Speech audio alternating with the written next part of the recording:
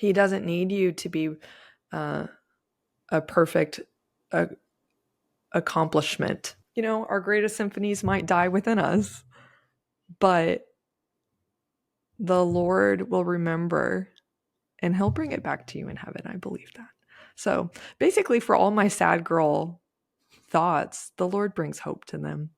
And in that way, I'm so glad that I get to experience the high highs and the low lows because God is there.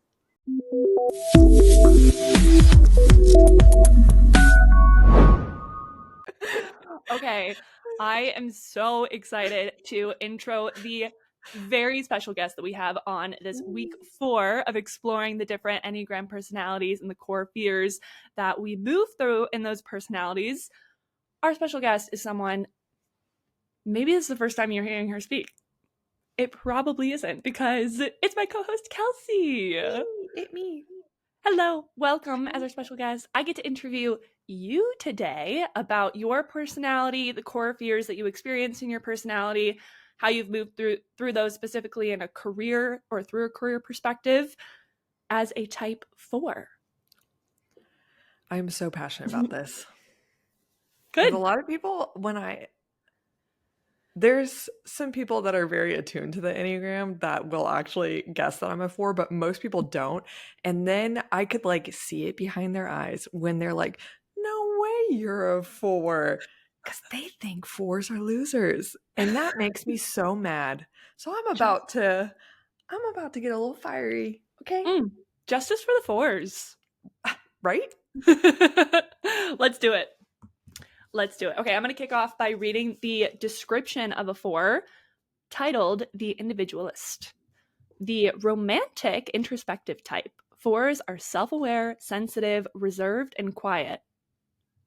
Yeah, that's where it loses me, actually. But keep reading. They are self-revealing, emotionally honest, and personal, but they can also be moody and self-conscious. Withholding themselves from others due to feeling vulnerable and defective, they can also feel disdainful and exempt from ordinary ways of living. They typically have problems with self-indulgence and self-pity. At their best, healthy 4s are inspired and highly creative, able to renew themselves and transform their experiences.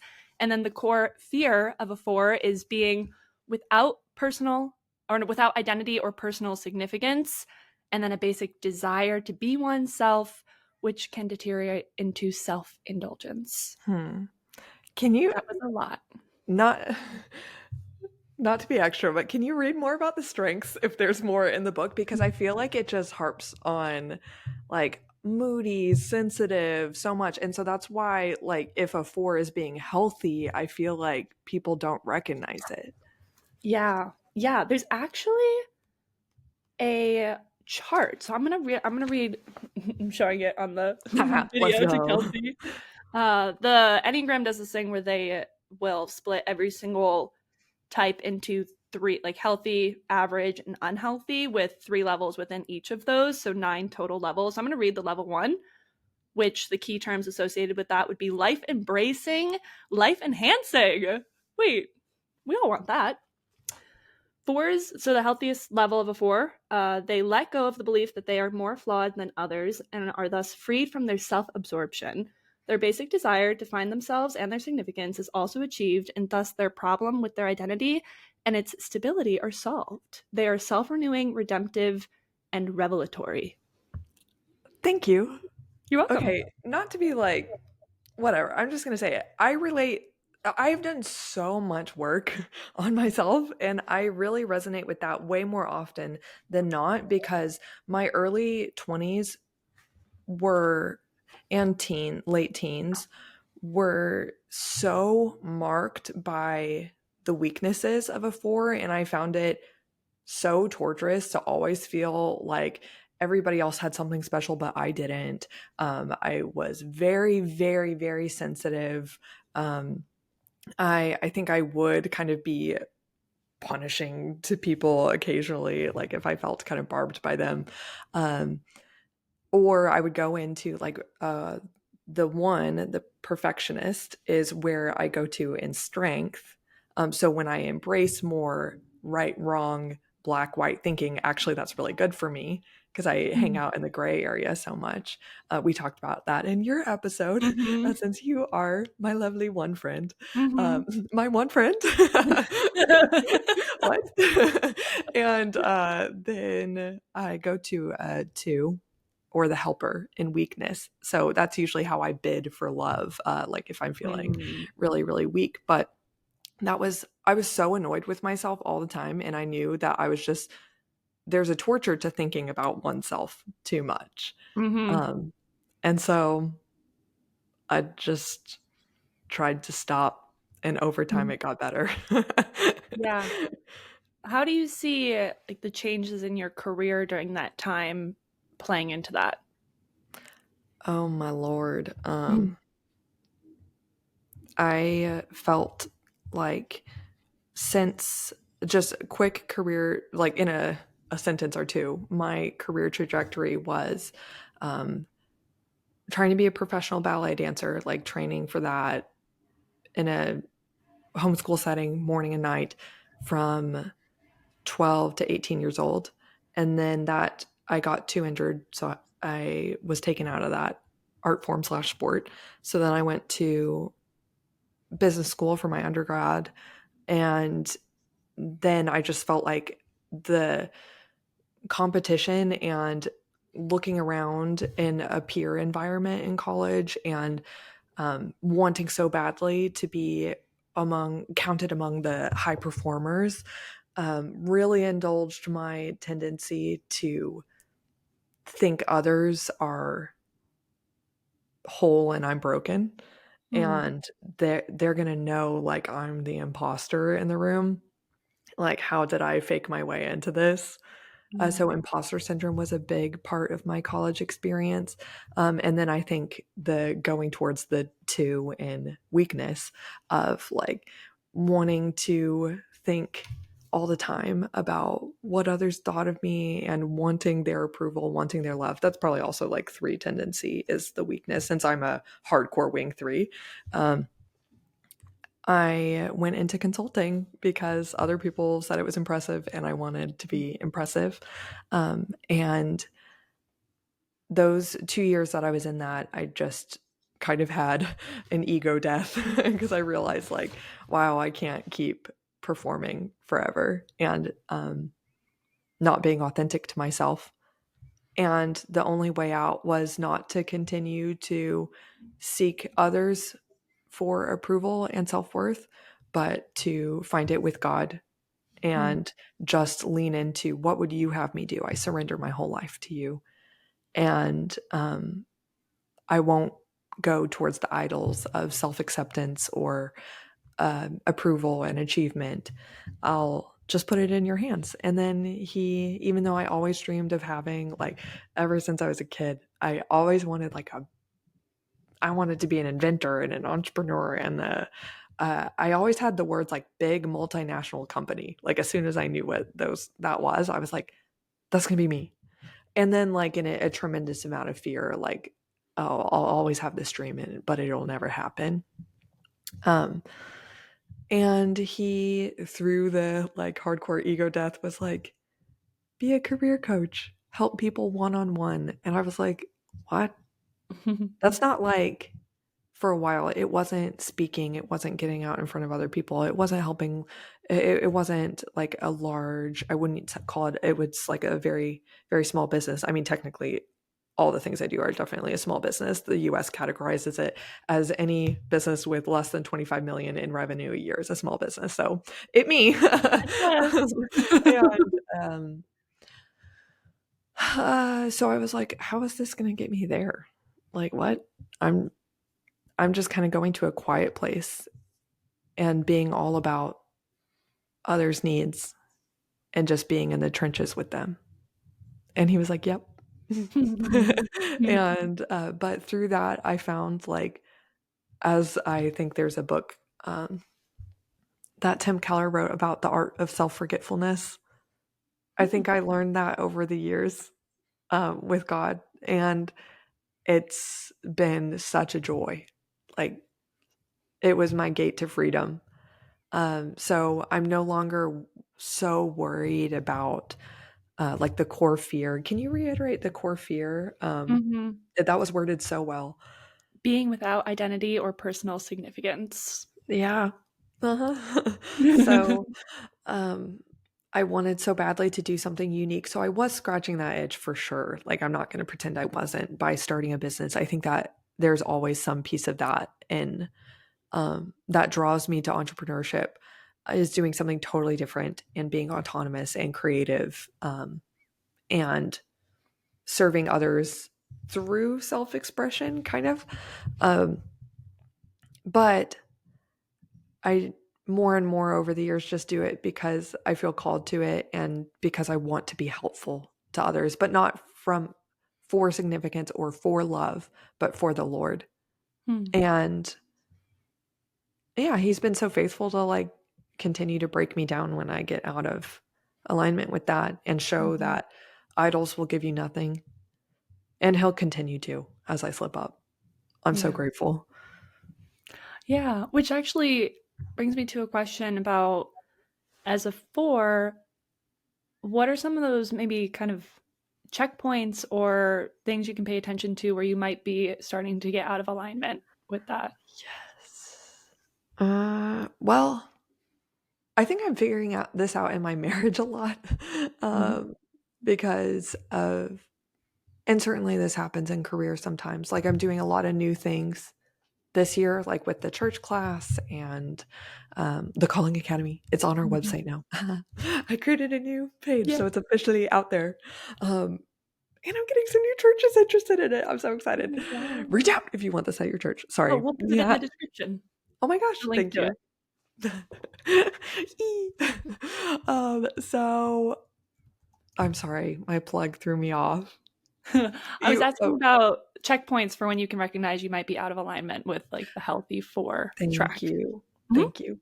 So, as I put myself out there and do new things, it's always a new opportunity to get pricked in like old wounds, I think, or like fall back. Like, are you going to be the new self or the old self in these new Mm. challenges? It's always so good to keep on putting yourself out there and not get comfortable. Like the third servant in the parable of the talents, Matthew 25. I'm so passionate about that one. Mhm. Um, and so as I've been doing new things, like I've really had to like feedback. That's why when I think you were on vacation, I recorded a episode about how I accept hard feedback. Mhm. And that I think would in the past really, really trigger my sensitive side, my I need you to think that I created a masterpiece right out of the gate. Um, my oh, I needed this to express me perfectly. I didn't want that to, um, I don't want you to misunderstand me as I was speaking or creating or showing you something new. Um, but I've just leaned in really, really hard to, I'm here to be helpful. I'm here to be helpful, Mm. which could sound like the Enneagram too, but um, I'm not coming at it for, again, self worth, but just like I'm here to serve. And so that has been like a mantra to me of I go into things saying, yeah, tear it up. I want feedback. How could this serve you better? Because that for me is like always going and saying, like leading, putting my foot in the door and saying, hey, I'm leading with saying that this is not my baby. This is not me. This is not my personality. This is not my self significance. So you can tear it up like whoever I'm partnering with or whoever the client is in this case. That's really, really helped me. And in other cases, when as the dreamer, as the romantic, as the idealist, I trend towards like really focusing on vision and aspirations and creating the new future that I want. Um, in that, oh my gosh, I'm obsessed with birds. And this time, Audrey, it wasn't a hawk, it wasn't an owl, it was a huge crane. Oh, That's wow. so cool. I love my backyard. Yeah, I can always see in your eyes when you see that bird. It's a bird. Anyway, so I'm so sorry. No, you were kind of let making a it. fire point, but now I'm forgetting it too. Lord help. It'll come back. um, well, I'm also wondering because I think out of everybody that we're interviewing on this podcast, you and I have the unique perspective of seeing a lot of people through their careers, right? By the very nature of our job. And I like to find the patterns in my ones that kind of I relate to and maybe can speak into in a different way. And I'm wondering if in the past when you've worked with people who fall under this personality type, your personality type, the four, maybe what are some things that you've seen people be challenged with that? Clients or past clients, Oh, friends, yeah. whatever it is, what has been most prominent in those challenges? I can actually tie this to the point I'm remembering I was going to make. So, Amazing. Thank you, God. thank you, God. He did it. He did it. So with the four, the strength is that you can be a visionary. In many cases, I'm not saying that's totally exclusive to this personality type. I hope all types find like that piece of vision, which actually is something that the four contends for quite often is like, no, you could do it. Like I'm an encourager. I'm a like, no, you could do big things in your life. Like, especially since in, this is all, God can redeem everything. But in my early 20s was very, familiar with the weakness of, like I said, seeing other people as perfect and me as broken. But the redemptive side is I really can easily see the best in people, and to help them like remember that and say like, no, you could do it, you could do it. But it's hard sometimes to apply that to myself. And this is what ties into your question about what career struggles have I seen in clients with this same personality type is, wallowing in action, if something can't be like ideal from the start, or if something might wound their sense of self from the start, which beginning something often does, being a beginner often does. But I've really learned to embrace this and say like, this is my gate to freedom. Action is going to be the key to bringing the vision to life. And if you focus too much on the painful stage and say, oh, always, what if I'm always here? What if it's always painful? What if it's always unsuccessful? That catastrophic thinking, catastrophizing, then yeah, you probably won't take action, and therefore a self-fulfilling prophecy. You won't bring the ideal vision to life. So I've been very mindful to not create self-fulfilling prophecies and to tell my clients like, do get through the hard part for the joy set before you, for like, have endurance for the joy set before you. And one tool that has helped me do that, because that's a mindset that I apply, but something that helps me instill that mindset is I borrow hope from other people. This is something that I really wanted to teach any fours in the audience that might resonate with this. And when I was in the pits of those early 2 or 3 years of the college career being very, very humble, I always hoped that my ultimate vision for how far we could go, which is still like far ahead of me, I hoped it could come to life. But I was like, what if this is all just a hoax and I'm not actually special enough or talented enough for it?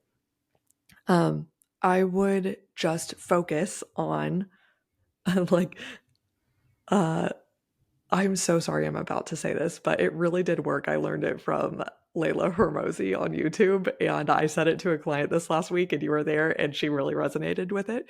So forgive me, but I'm going to say it. F your feelings, follow the plan is something that I have essentially repeated to myself in one form or another over and over throughout the years so that I could have the good feelings I wanted on the other end of the rainbow. And one thing that helped me do that was borrow hope from other people. So I would, as I studied other people's stories who accomplished what I wanted, the weak thing to do would just be to say, they got what I wanted because they're special. That makes it a them versus you. I'm not them, so I can't accomplish that.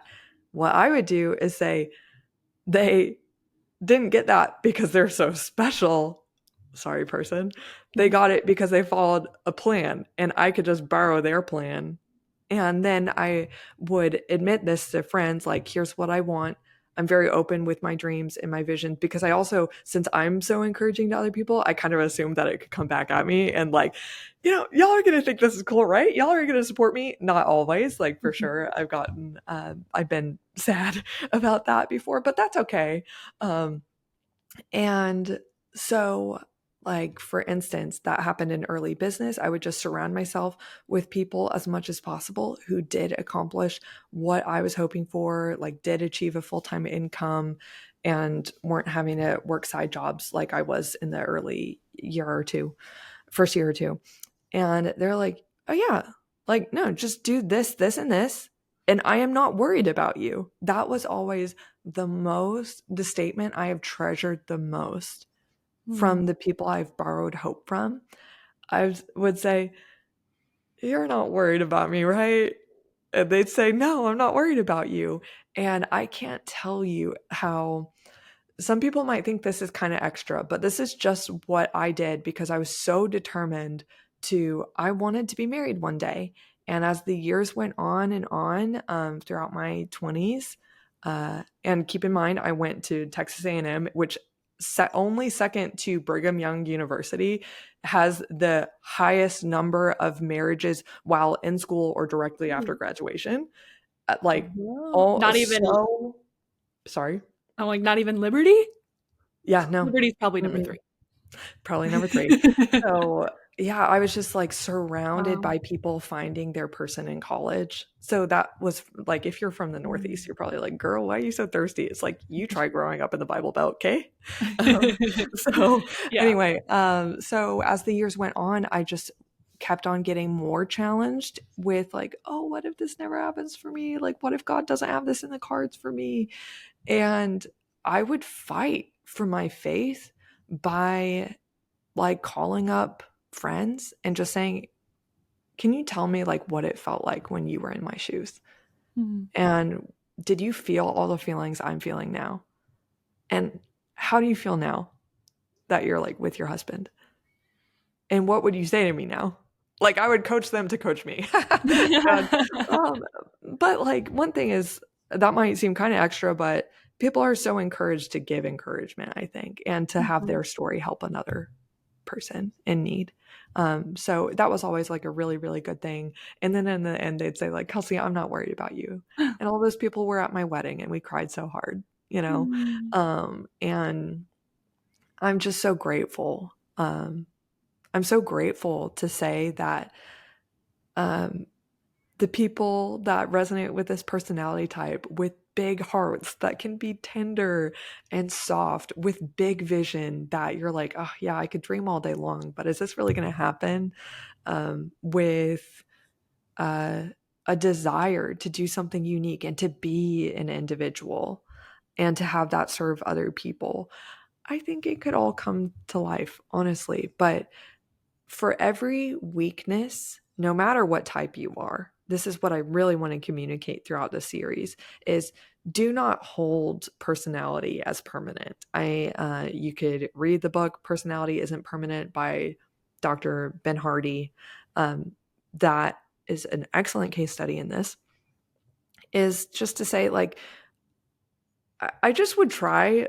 I'm very mindful to not identify with my weaknesses and to treat them as something that I'm just working through. Like, I don't say, oh, I'm an obsessive person. I'm an anxious person. You will not hopefully catch me saying those things. And if you do, you could call me out. I'm saying, oh, I'm working through this, or I'm working on becoming a confident person. I'm working on becoming someone with a bias for action that doesn't hold back, that's quick to act and like work hard. I struggled with diligence for a long time. And I just would say, like, this isn't going to be my struggle forever. I'm going to learn to make it feel good. And once it starts feeling really good and I see how this is working for me, I'll be naturally motivated to like do this always and just make this my modus operandi. So, yeah, you don't have to stay in the weakness forever. Like, don't let people bully you if you're a sensitive peach. You could get over it, I think. Oh, a sensitive peach. Well, I mean, I think that was at first a cute statement, and then I ended with, you could get over it. Yeah. That's kind of how I talk to myself, honestly. Yeah. I can you and you touched on this a little bit, but specifically the strengths that a four can take into entrepreneurship and then also the strengths a four can take into maybe a more traditional employment setting. Mm.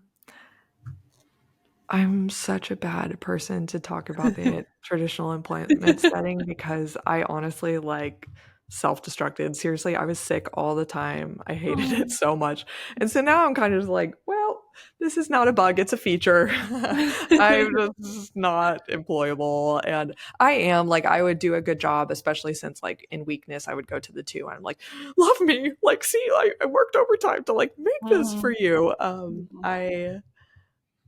I would definitely do that, but um, I think that I'm just gonna say it, there's other podcasts out there about Mhm. Enneagram 4s that are in traditional jobs, and I'm just gonna leave them to it. Okay. But if you are a 4 that's like, corporate life is not for me, like I remember a certain Mm.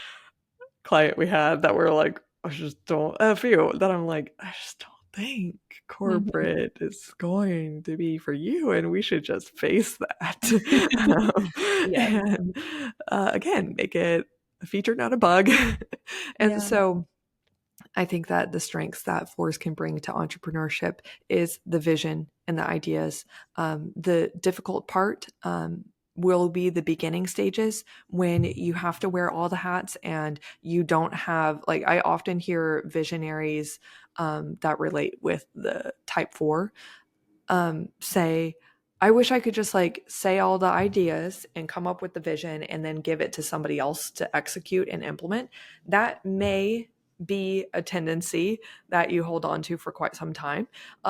There will be a time when, if you work through the beginning stages, when you don't have the luxury of hiring others that are great in the integrator, implementer, closer kind of strengths with a lot of tenacity. That's actually something when I was interviewing you, I was like trying to test your tenacity and your desire to close and finish projects, because that is kind of the opposite of the strength of the idealist or the visionary. Mhm. A lot of times, not always.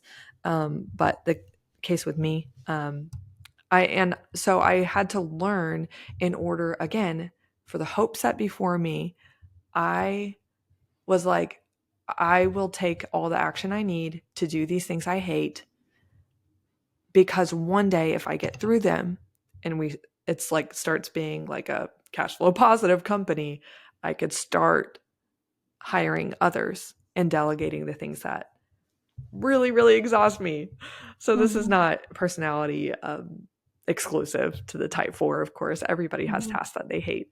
But if you're, again, a little bit sensitive, dreamer, idealistic, romantic, and the beginning stages are not that, just remember, don't give up. Like, don't Mhm. give up early for something that could totally strike gold in 3 years, and you'll be forever grateful that you did. Mhm. So Mm. I just always tried to be forward thinking. Yeah, it reminds me of the quote that I quoted to you once, and then you reminded me that it was actually in your TED Talk. And that success and failure are not two different roads. Success is just further down the road. And Yeah. I just think I have grown to love the fours in my life so much more after having these kinds of conversations with you and also working so closely with you and seeing how powerful like the wonder and the vision is, because that's not necessarily something that comes so naturally to me. So seeing it in you is, first of all, an incredible leadership quality. Thank I'm you. just I'm really trying to gather how a leadership someone in a leadership role could be in that role with maybe just in the situation that we work in without having that vision.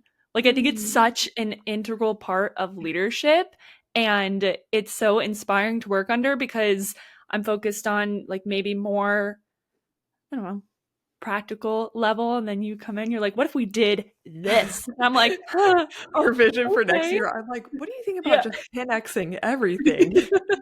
I read And one book this weekend and I just decided we're going to do that.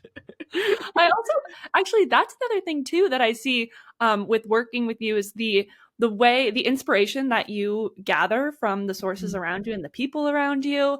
And that is so beautiful too, because so many people, so many professionals I see or see their career as more of kind of like a one track, and I'm going down this is what I'm doing. And I almost feel like you could apply that to maybe four and the more unhealthy range of being a little bit more self-indulgent. But when fours kind of blossom into that healthy range and take inspiration and take vision and wonder and curiosity, that is so magical. And that's special. Not everyone has that. That is such a special, unique quality. And every time I talk about the called career, which is a lot, I'm always telling people about what we do. They're so in awe of like, oh, that's so cool. That's so special. Like, how is that niche? How did you even find that niche? I'm like, I didn't find the niche. Kelsey found the niche. The Lord. The Lord gave Kelsey the niche. And that in and of itself, like what you've created in multiple different businesses, is special and unique. Thank you. An expression of your uniqueness.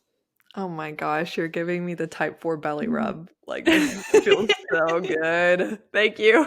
You're so kind. Yeah, isn't life just a never-ending unfolding realization that others don't think the same as you and you don't think the same as others? Yes.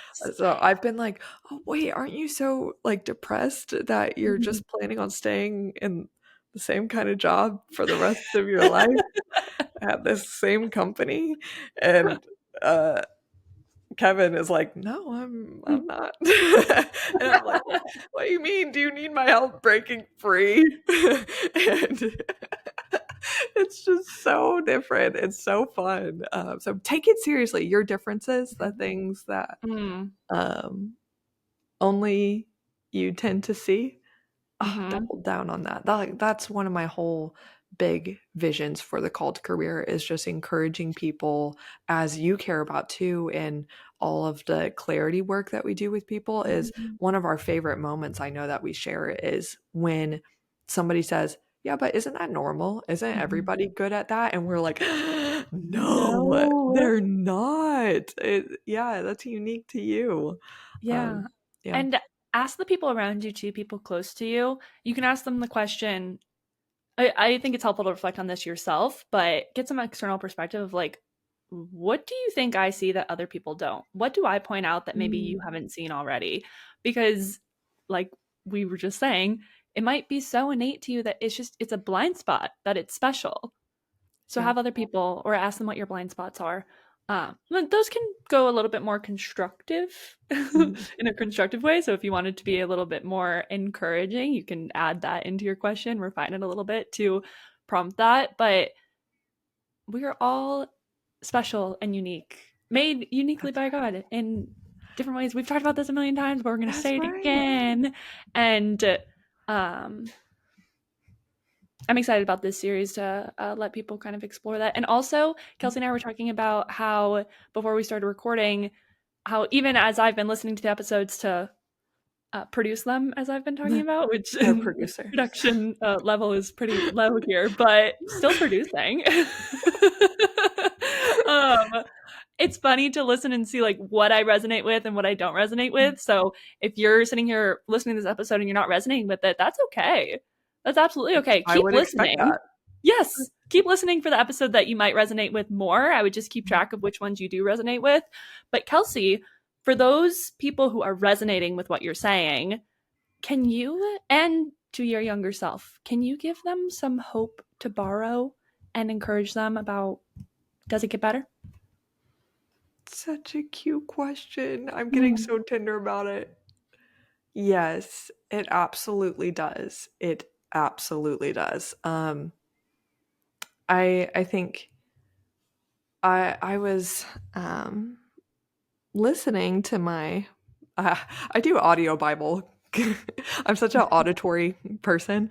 I was right before this, I was listening to 1 Samuel 10, I think, and I mean, I was a little hesitant to use this example, but it's about Saul, King Saul, um, is when Israel is like, we want a king. And he's like, okay, you're basically gonna have to pay a lot of taxes and you're not always gonna like it, but whatever. Like, I'll appoint someone. Actually, Saul initially told Samuel the priest, he said, like, I am like a nobody. And that's actually not what I was expecting at all because a lot of the Bible, well, first off, like in Christendom, I feel like we talk about David a lot through the Psalms, and we just conversely see Saul as his evil pursuer and like a very confident king that's like, I deserve the throne. But he actually started by saying, like, who am I to do this? And God told him through Samuel, go over to this place and start prophesying and meet these people. And it says, I will change you into a different person, basically. And I was like, what? And then it says the Lord changed his heart. So I think for any personality type, but I could speak to this one, if there's any weakness that when you're reading about the Enneagram or learning about your personality in general, because I definitely don't think the Enneagram is like Bible truth. Mm-hmm. I think that there's so many anomalies. Like even when you were initially reading it, like they're soft spoken and introverted. And I'm like, it not me. Like it's not. But you know, core motivation type, core fear, um, general experience is kind of what I resonate with.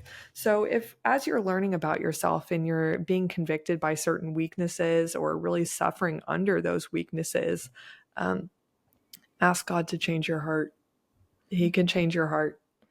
He can, well, first off, through salvation, you're made new into a new creation. So this just like has been a huge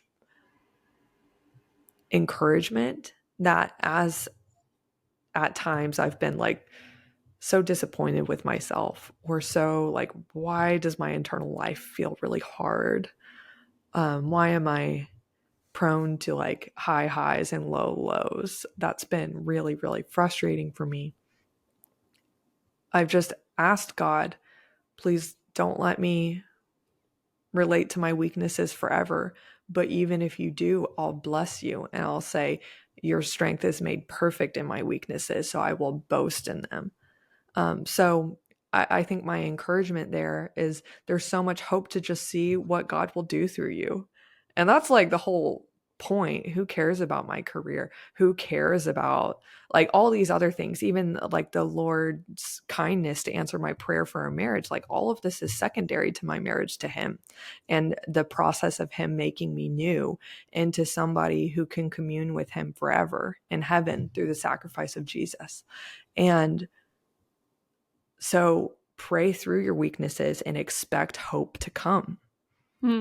And rejoice in the way the Lord made you, not because you're the prize, but because He's the prize. And through your unique life experience,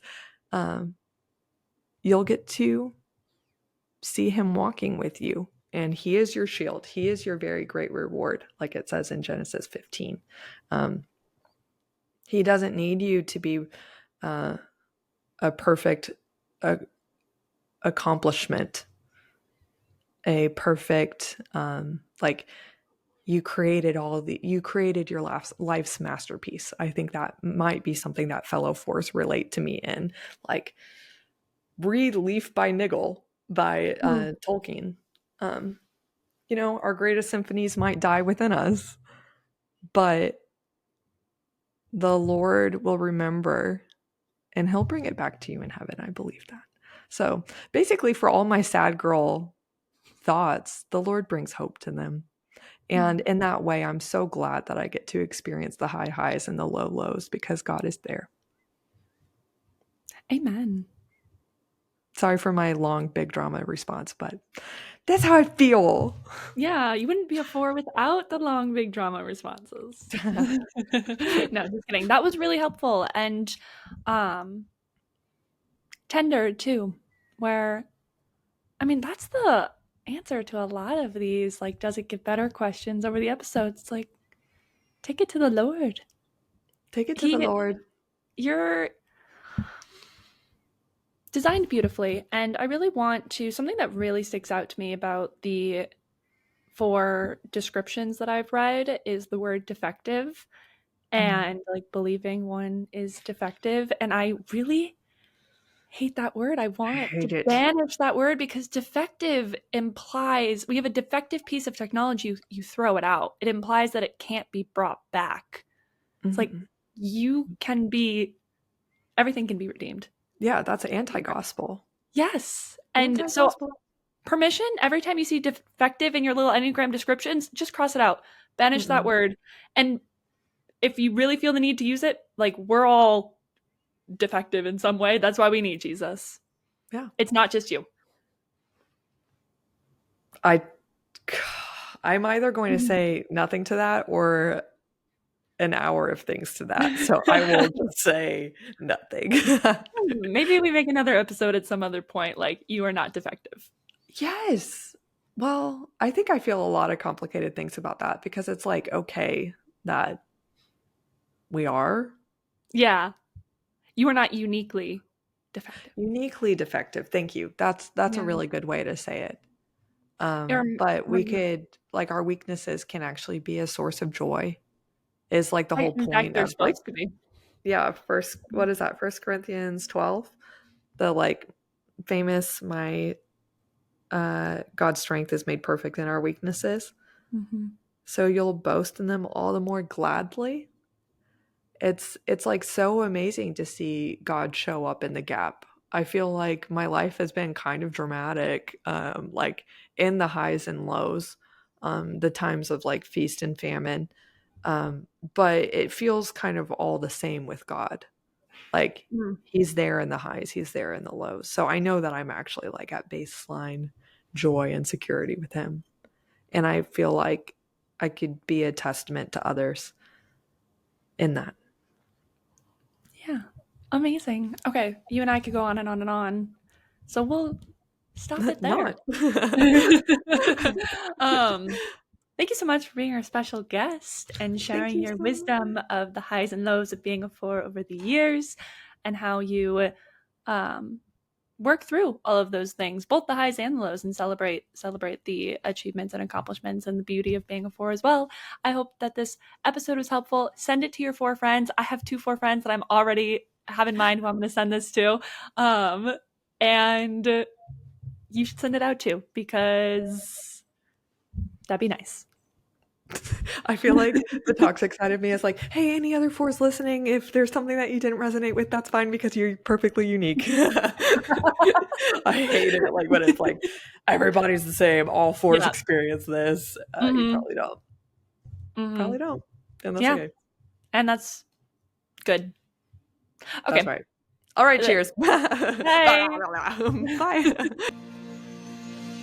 Thanks for listening to today's episode. To get an even more meaningful head start into your calling, head to thecalledcareer.com, where my fellow career coach Audrey and I have created a whole suite of free resources and tools to help you get clear and get a job today.